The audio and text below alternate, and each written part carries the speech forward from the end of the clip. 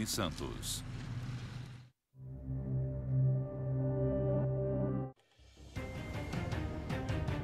Como um chiclete explodiu o estudante de química?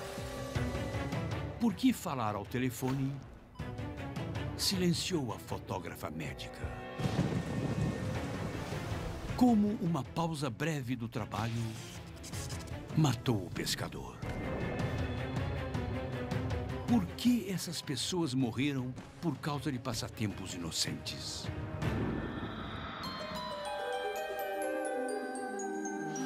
Há mais maneiras de morrer do que a mente humana é capaz de imaginar. Algumas são repentinas e chocantes. Outras são lentas e metódicas. Mas todas as mortes podem ser explicadas. Mesmo as mais estranhas. As mais estranhas formas de morrer. Konotop, na Ucrânia, 5 de dezembro de 2009. Este era Viktor Petrov. Ele era um estudante de química que havia ido passar as férias em casa. Mas ele não estava se divertindo com os amigos. Viktor relaxava fazendo experimentos com explosivos. Ele era fascinado por coisas que explodiam desde que era criança. Tudo havia começado com revólveres de espoleta e ele já sabia fazer fogos de artifício. Um dos ingredientes essenciais para fazer esses explosivos coloridos é uma substância química chamada clorato de potássio. Ela reage com combustível e corantes para produzir calor e gás que inicia a explosão. Um processo bem conhecido da especialista em explosivos, doutora Jimmy Oxley. O clorato de potássio é um sal energético. Se você estudar os materiais energéticos, vai perceber que não é que eles forneçam muita energia, mas sim que eles fazem isso muito rapidamente. Mãe, para! Precisa estar frio aqui dentro. Para um estudante de química como Viktor, essa era uma substância química incrível para experimentos, além de ser fácil de encontrar. O clorato de potássio é usado para matar ervas daninhas, é usado como desfolhante e apropriado para algumas plantações.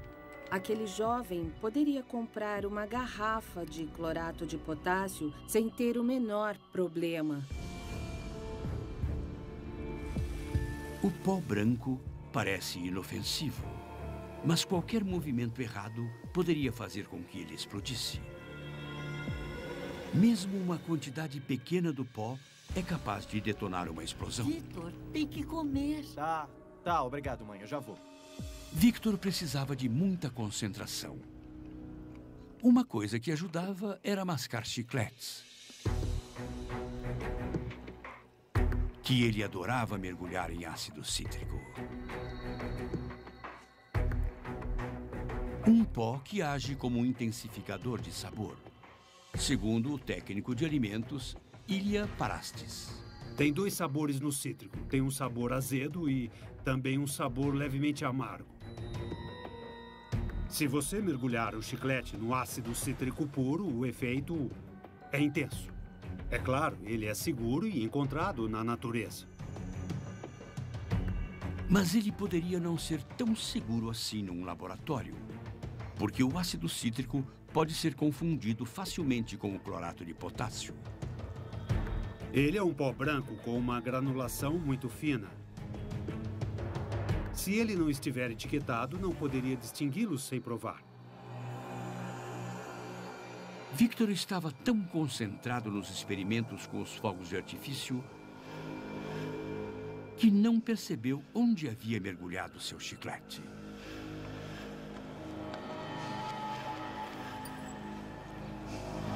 Até colocá-lo na boca e ter uma sensação estranha. Quando seus dentes morderam o chiclete, o atrito criado produziu gás, que expandiu o pó e explodiu em sua boca.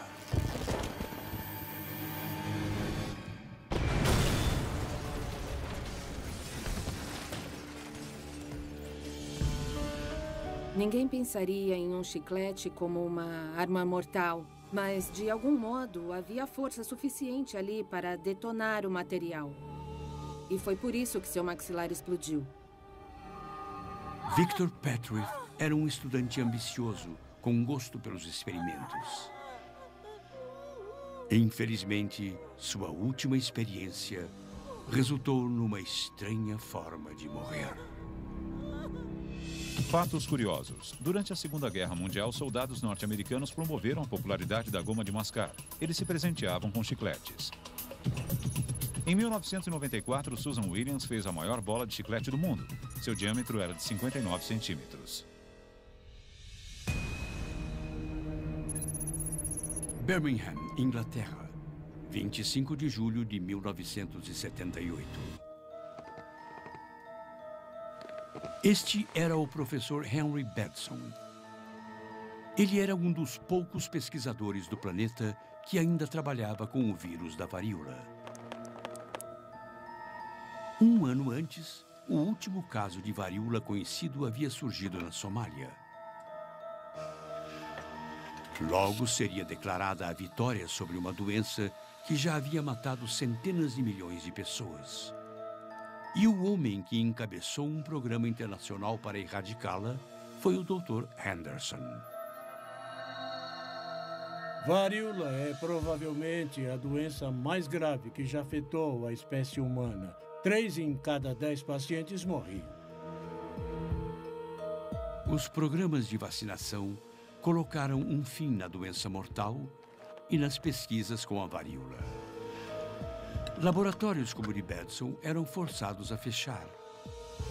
O que era um problema, porque ele estava trabalhando com um novo vírus que afetava os animais e se parecia muito com o vírus da varíola. Era um quebra-cabeça. O problema era real, e se havia um reservatório animal do vírus da varíola, o medo era que a doença voltasse a afetar a população humana. Por isso, isolar esse vírus era extremamente importante.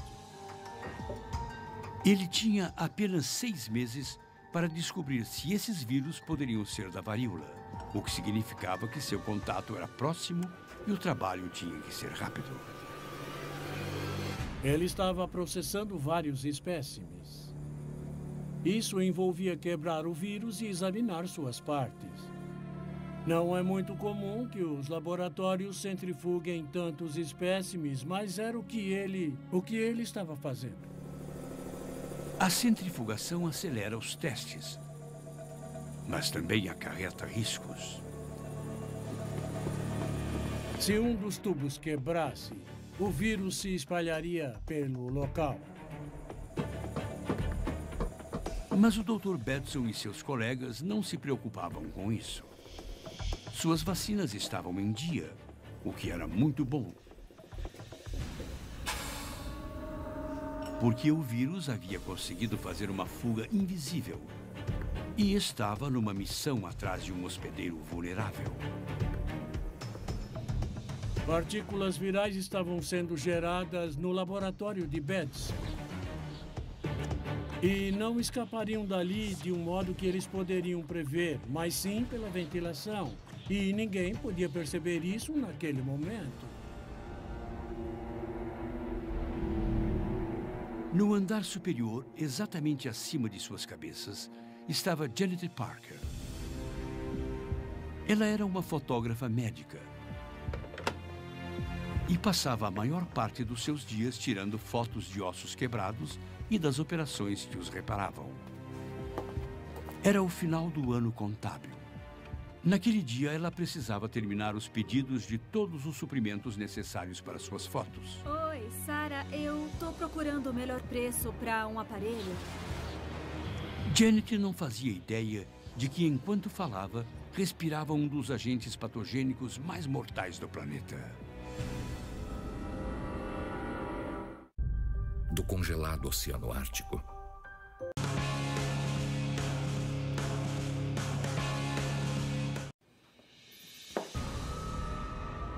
A varíola havia acabado de ser erradicada quando algumas partículas do vírus escaparam de um laboratório de pesquisa. Elas viajaram pelo sistema de ventilação e acabaram no andar de cima, onde Janet Parker falava ao telefone. Ela não fazia ideia de que estava respirando o vírus. Eu não me lembro de nenhuma outra infecção adquirida em laboratório nos 10, 15 anos anteriores em qualquer laboratório. Portanto, foi um evento bem raro em todos os aspectos.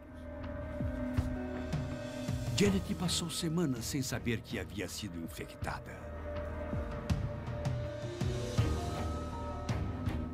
O mais raro no seu caso é que levou muito tempo para que Janet apresentasse os sintomas. Janet teve febre alta e forte dor de cabeça. Olá, querida. Oi, mamãe. Tudo bem com você? Tudo igual. Seguida de urticária, Pobrezinha.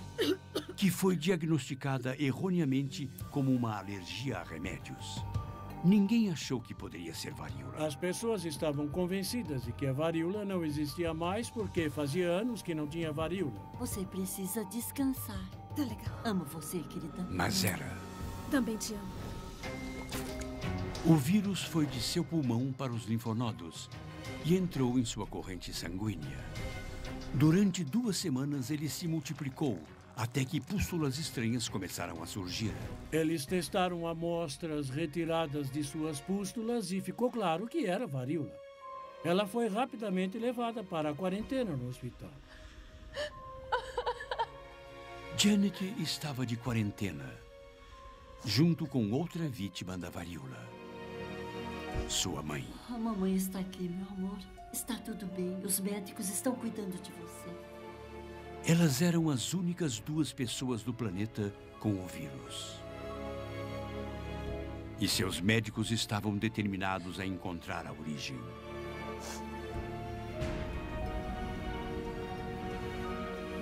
Eles ligaram para o Dr. Bedson, que viu que o vírus era da mesma cepa com que ele vinha trabalhando. Uma descoberta agonizante. O evento recebeu muito destaque nos jornais imediatamente. E as matérias eram muito cruéis com ele e com o laboratório. O Henry era uma pessoa muito sensível. E isso o abalou demais. Bedson escreveu uma nota assumindo toda a responsabilidade.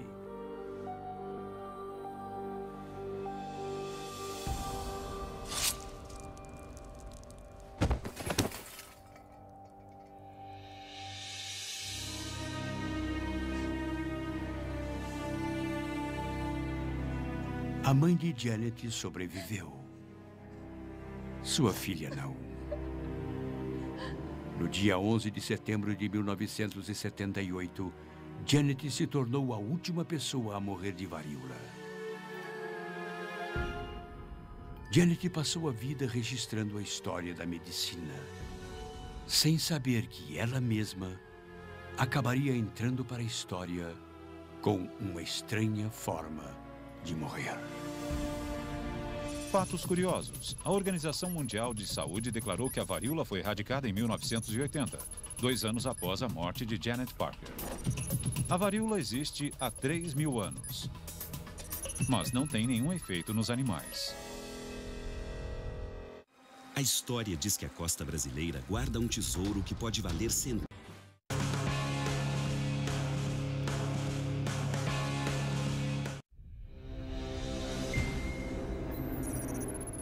Queensland, na Austrália, 28 de novembro de 2001. Na Austrália, se você é jovem, durão e quer ganhar dinheiro, vai para os mares. E se quer ganhar muito dinheiro, pode aceitar um trabalho num barco pesqueiro. Este era John Wellington, de 19 anos de idade. Oh, cuidado aí. Era sua primeira vez. E tudo era novidade. As longas horas, Toma cuidado, hein? o trabalho duro e as águas infestadas de tubarões. Uma coisa que o engenheiro marítimo Alan Gillis conhece muito bem. O trabalho é provavelmente um dos mais perigosos do mundo. Não é raro que alguns desses navios passem 20 horas seguidas em alto mar. Você está num barco relativamente pequeno, no meio do oceano. Eles sabem que correm muitos riscos fazendo esse trabalho. John, o novato a bordo, tinha muito o que aprender. Ei, cuidado, cara. Se você se machucar aqui, vai acabar com o seu dia. Toma cuidado com isso. E muito o que fazer. Toma cuidado. É um trabalho onde você faz tudo.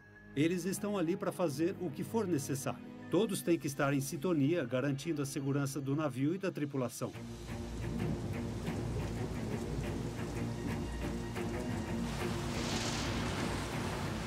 E naqueles mares não havia risco maior à segurança do que a aproximação de uma tempestade.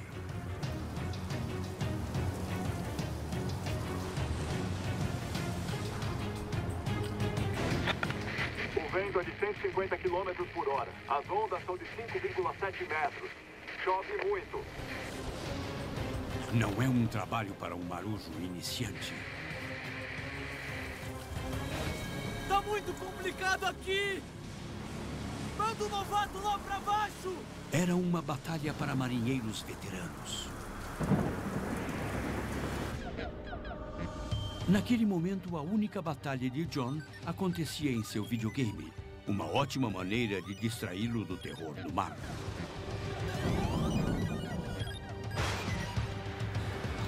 Tá aumentando! No deck, a tempestade parecia piorar ainda mais. E o barco teria bem mais problemas do que apenas a chuva forte. Havia um vagalhão a caminho. Na hora que você percebe o que é aquela parede de água, já é tarde demais. Ela chega do nada e sua força é imensa. Existem relatos de algumas com 30 metros de altura.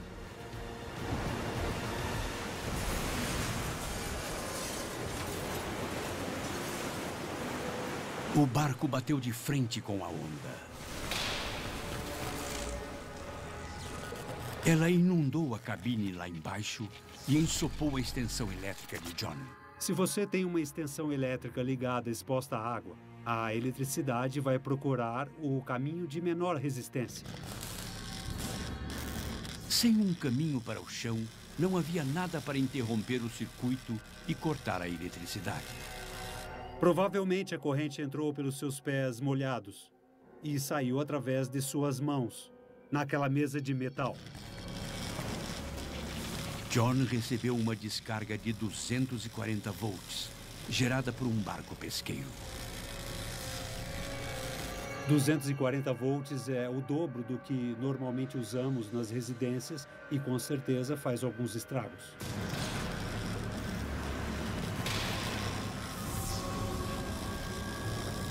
Seus colegas tentaram libertá-lo.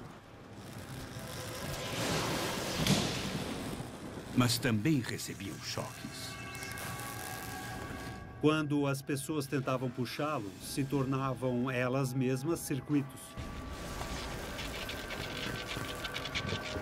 A eletricidade travou os músculos do diafragma de John.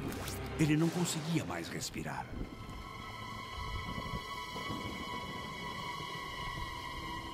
A eletricidade é uma coisa engraçada. Ela não tem moral. Você não tem uma segunda chance com a eletricidade. John Wellington não quis ir para o mar sem seu videogame preferido. E não sabia que, na vida real, sofreria uma estranha forma de morrer. Fatos curiosos. Pescar é o trabalho mais perigoso da América do Norte. O segundo é cortar madeira. A maior onda já registrada tinha 524 metros de altura. Ela foi provocada por um tsunami no litoral do Alasca em 1958. Portanto, se você gosta de passatempos inocentes, lembre-se, o chiclete pode provocar mais do que uma explosão de sabor. Conversar ao telefone pode render mais do que uma informação. E até mesmo um videogame pode se tornar real demais.